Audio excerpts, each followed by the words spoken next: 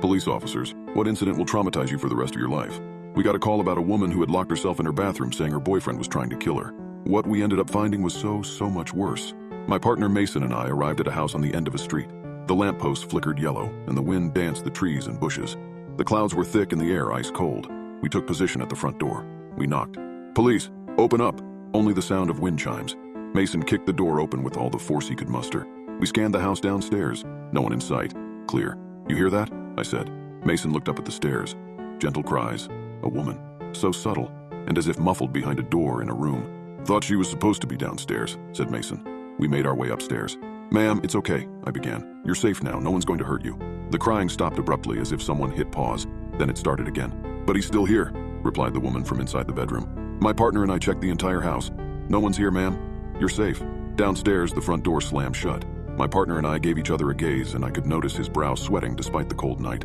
I used my head to gesture for him to take a look. He stood from atop the stairs and looked down at the front door. If only we'd known then what was about to happen. "Just the wind, I think," he said. Then a gentle voice came from inside the bathroom. "Are you sure, Officer Bradley?" the woman asked. The entire night at that scene, neither my partner Mason nor I used our names out loud. Not once. How could she have known our names? "Ma'am, do you need help or not?" Mason was agitated. "We need to know you're okay, so step back because I'm kicking it in." A part of me believes Mason was more eager to see the woman's face, to find out who she was and how she knew what she did than he was for her safety. He wanted peace of mind. "No, hold on, I said.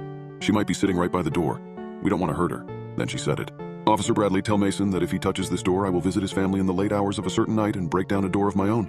The woman's voice was an octave deeper when she said that. I never understood the expression white as a ghost. Do people actually turn that pale in the face? I learned that they in fact did when I saw my partner react to those sinister words. I couldn't stop him from kicking in that bedroom door this time. But when he did, we found nobody inside. There wasn't a window above the shower through which to escape or another door to go through. And yet we were certain that we just had a full conversation with a woman behind this door. We scanned the entire house, including the backyard, one last time, inch by inch. Nothing. When it was time to leave, we gave each other a look and left the house without even looking back. Now this is the part of the story I haven't told anyone. It's just too disturbing to even comprehend. I didn't even tell Mason. We were sufficiently shaken up, so I didn't want to tell him this. When we left the house, I drove us back to the station that night.